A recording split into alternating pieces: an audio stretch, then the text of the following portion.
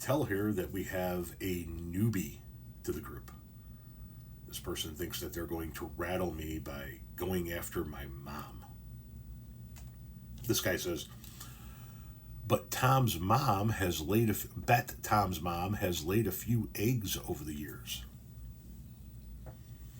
I don't think that she has, because typically Sasquatch give birth to a live baby, not lay an egg and wait for it to hatch. But I guess anything's possible. My guy, insulting my mother is going to be the least effective way to rattle me. I'm going to tell you some things about my mother that are going to maybe educate you as to my position on my mother, and definitely turn your stomach at certain points.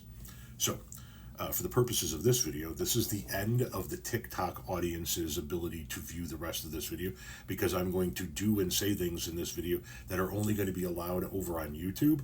So this is where the TikTok video ends. If you want to see the rest of it, you need to click the link in my bio where it says YouTube, go subscribe to my YouTube channel, and watch the rest of this video over there, because we're about ready to get real.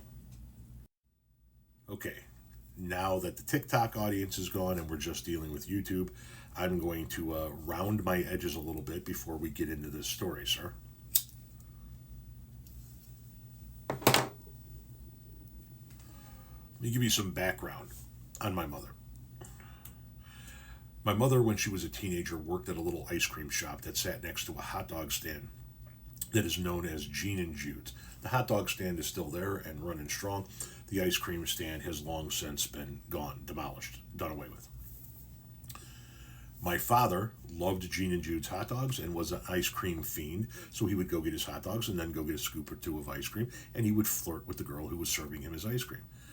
This is disgusting because my father was 27 at the time and my mother was 16.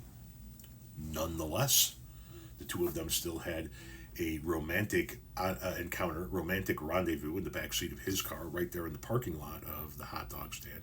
And I was the end result of that rendezvous. That rendezvous occurred in late 1971. In May of 1972, I was born. And both of their lives went off track forever. My mother was extraordinarily unhappy with her marriage and her life, and as a result of that, she wound up having an affair on the side with an accountant by the name of Sylvester Coletti. At one point, my mother sort of served my father divorce papers. She actually had the divorce papers drawn up, giving her full custody of the kids and ownership over everything. The car, which was a dog shit, piece of shit car anyway. The house, which was a fucking hovel of a shack anyway.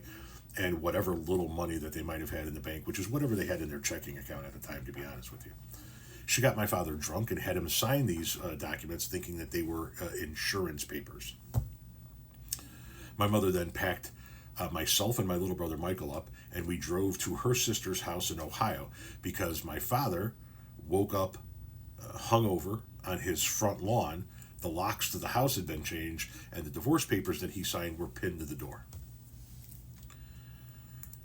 I then proceeded to live with my mom for the next several years. I was 8 years old when that happened, and I ran away from my mother's house at 13 because in the intervening years, between the ages of 8 and 13, my mom liked to beat the shit out of me. And no, I don't mean that she gave me a whooping. I mean she used to beat on me. Closed fists, open hand slaps, belts across bare rear ends, transit strips, shoes, you name it.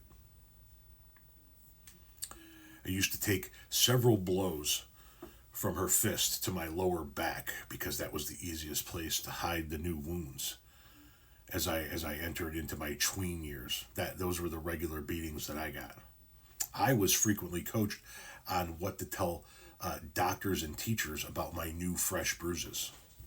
I was a kid who fell down a lot when I was young.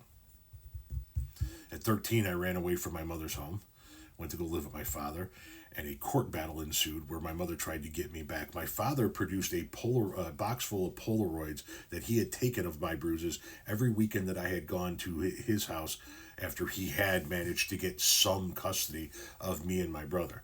And he kept this box of evidence until he could use it. And when I ran away from her house and that court battle ensued, he was able to use that evidence. And they produced that evidence and showed it to her lawyers and said, we can go on with this court case, but you're probably going to go to fucking jail as a result of it. If you sign over custody of Tommy, we're done with it. And she did. And so I went to live with my father, and my brother stayed living with my mom, and we went on two separate paths. And over the course of the years, my mother and I tried to reconcile a few times, and it never worked out because she remained the psychotic, evil cunt that she always was. A few years ago, I got word from my aunt that my mother had passed. They believe she passed sometime in the middle of the night. They found her lying in a pile of trash because that's how she lived. Her bedroom had garbage piled up higher than the nightstands on both sides. No sheets on the mattress, stained. She would come home, eat her fast food, and just literally throw the trash into the pile. And they found her on that mattress surrounded by that trash. When my brother went to go check on her after my aunt hadn't heard from her sister in some time. Clearly, something medically took her. She was a woman that had some medical problems. She had lupus. She was a bigger woman. I'm sure she had some heart issues at some point in her life. But something while she was sleeping in that filth took her. Probably a heart attack. It is my hope that when that ragged fucking cunt woke up from her sleep because some attack was coming on, getting ready to end her life, my hope is that when she woke up from that sleep, she reached out into the darkness in order to try and find somebody to help her, and all she found was the trash that she surrounded herself with. And that fear washed over her because she realized that there was nobody there to help her. The reason why I hope she felt that fear in that moment is so that she could feel some of the fear I felt every time I cowered in the corner of my bedroom as she rained blows down on top of me. And I looked around my bedroom and realized there was nobody there to help me. My father didn't live there anymore. My brother was too young. That's a real fear.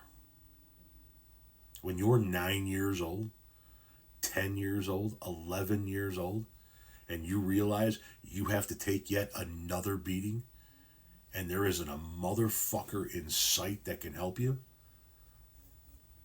I don't wish that on many people on this planet, but I wish she experienced it. I hope beyond hope that her last moment was filled with the kind of fear that I was filled with every time she came at me again.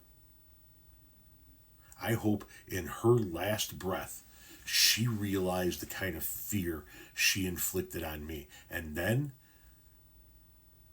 dies alone in her filth, in her trash, with no one there to help her. I take with me every single day of my life the thought that that may very well have been her last moment. So my guy, if you are going to attempt to rattle my cage, you need to come a hell of a lot stronger than an insult against my mother. I'll sit next to you at the bar, lift a pint with you, and insult that fucking cunt too.